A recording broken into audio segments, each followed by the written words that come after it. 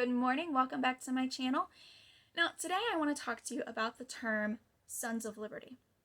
This is a phrase that is deeply embedded in the history of the American Revolution. If you read about the Revolution at all, I know you've come across it. And usually it's used when we're talking about Boston or men like Samuel Adams. Of course, there were Sons of Liberty groups in other colonies like New York, but usually Boston and Sam Adams is what comes to mind. But where did the term come from? The funny thing for me is that Sam Adams wasn't the one to coin that term originally. It was actually a British soldier. His name was Isaac Barre. He was born in Ireland in 1726 to Huguenot parents, which were French Protestants who had fled to Ireland for safety and religious freedom. He was well educated. He attended Trinity College in Dublin from 1740 until he obtained his degree in 1745. Then he got a commission as an ensign in the 32nd Regiment of Foot in the British Army. While serving in the British Army, he would be stationed in Flanders, England, Scotland, Gibraltar, and America. He fought here in the French and Indian War, and he actually got a bullet in his cheek that would remain there and cause a deformity for the rest of his life.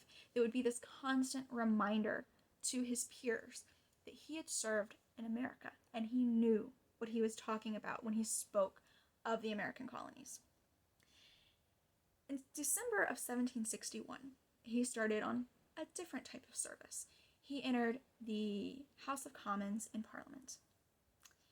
Now, he was a skilled orator, but he became famous here in the colonies after a very specific speech he gave in 1765 against the passing of the Stamp Act. This speech was heard by Jared Ingersoll of Connecticut, who recorded it as well as he could and sent a transcript to newspapers here in America to be published. There are many versions of this speech with just kind of subtle differences.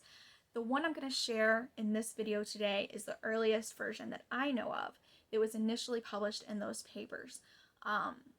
In my mind, with just kind of the way that human memory is fallible, I'm guessing that this is probably the most accurate. So that's what we're going with.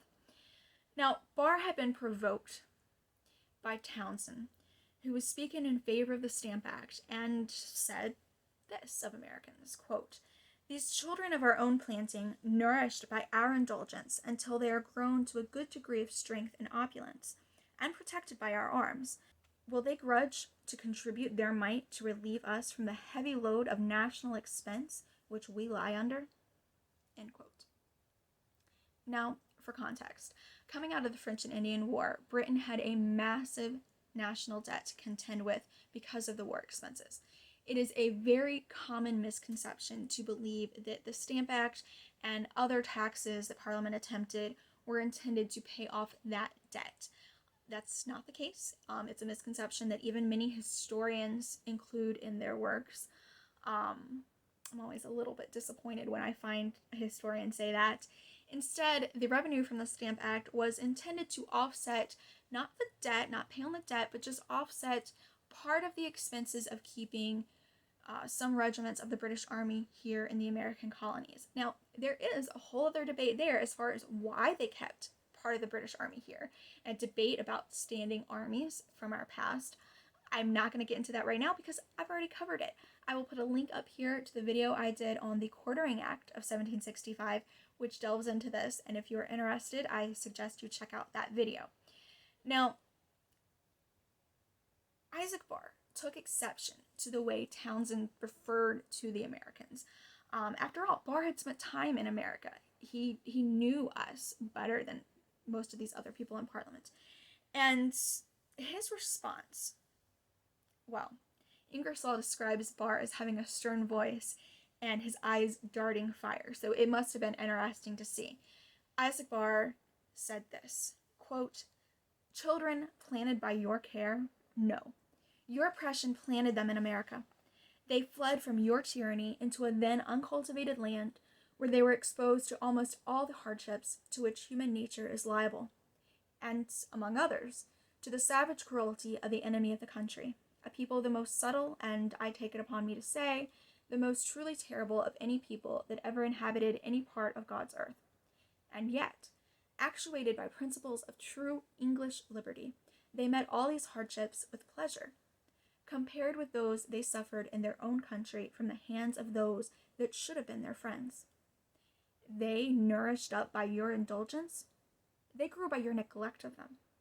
As soon as you began to care about them, that care was exercised in sending persons to rule over them, in one department and another, who were perhaps the deputies of some deputy of members of this house, sent to spy out their liberty, to misrepresent their actions, and to prey upon them. Men whose behavior on many occasions has caused the blood of those sons of liberty to recoil within them. Men promoted to the highest seats of justice. Some, to my knowledge, were glad by going to foreign countries to escape being brought to a bar of justice in their own. They, protected by your arms, they have nobly taken up arms in your defense, have exerted their valor amidst their constant and laborious industry, for the defense of a country whose frontiers, while drenched in their blood, its interior parts have yielded all its little savings to your enlargement. And believe me, remember I this day told you so, that the same spirit which actuated that people at first will continue with them still. But prudence forbids me to explain myself any farther. God knows I do not at this time speak from motives of party heat. What I deliver are the genuine sentiments of my heart. However superior to me in general knowledge and experience the respectable body of this house may be, yet I claim to know more of America than most of you, having seen and been conversant in that country. The people there are as truly loyal, I believe, as any subjects the king has, but a people jealous of their liberties, and who will vindicate them if they should be violated. But the subject is too delicate. I will say no more." End quote. Now, part of the reason that I love this speech is because I think it really cuts to the heart of the issue as far as the real reason that we ended up pursuing independence.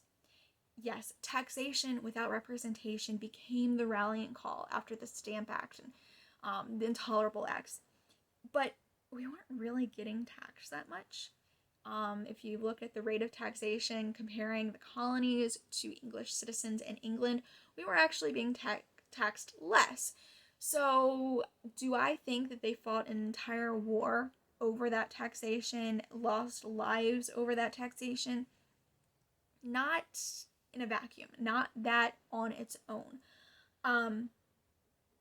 It's really about a sense of independence that we had already. And to kind of use the analogy that Townsend started and Barr finished, we weren't children. We were young adults. We had already proved by our actions that we could govern ourselves because we'd done it. We'd already taken care of ourselves when situations came up. And I say that with the caveat that in the French and Indian War, the British military, they provided a substantial amount of help, a lot of money for contracts, for supplies here that helped our merchants.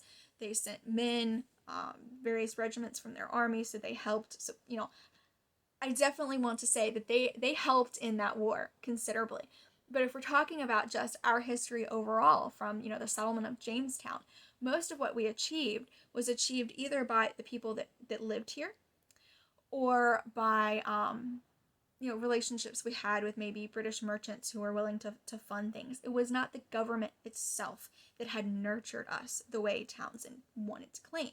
So just if we're young adults now, we've already proven we can take care of ourselves. We're not going to step back and say, "Oh, hey, mom and dad, yeah, how about you just take control of our money and our home and our car and everything to do with our lives?" And you won't control it completely. You'll let us make some decisions. But if you decide something we don't like, we're not allowed to do anything about it. That's really how I see it as being an issue. It wasn't so much the cut of our income that Parliament was trying to take through taxation, just like it wouldn't be, how much of your income your parents are trying to take from you when they try to control your life.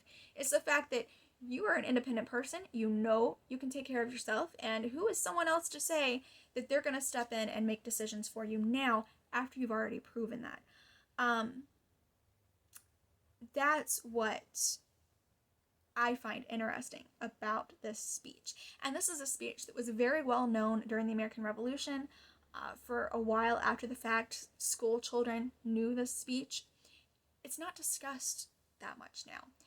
But in recent years, and by recent years, I'm really talking about like 60, 70 years ago, because in the history of our country, that is recent, even if it doesn't seem recent to everyone else.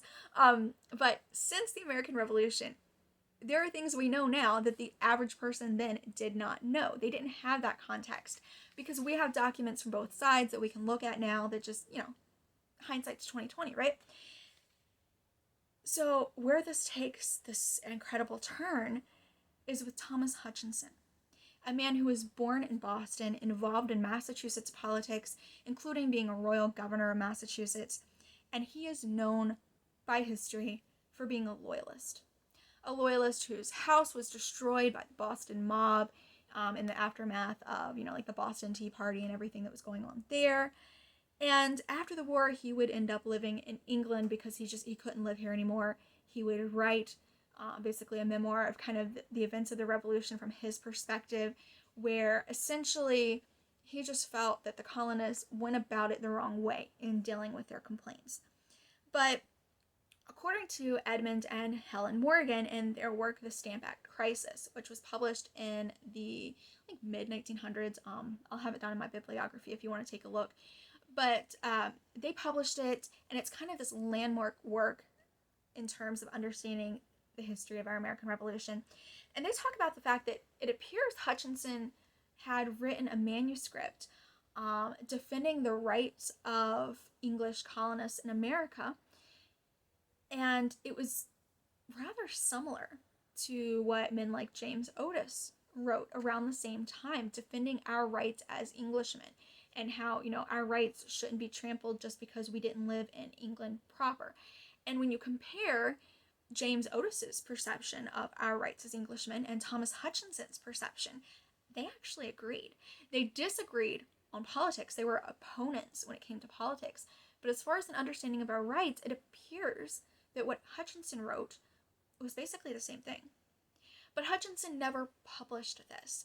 Instead, the unpublished manuscript got circulated amongst friends of the American colonies who lived in England, and it appears that this likely included Isaac Barre.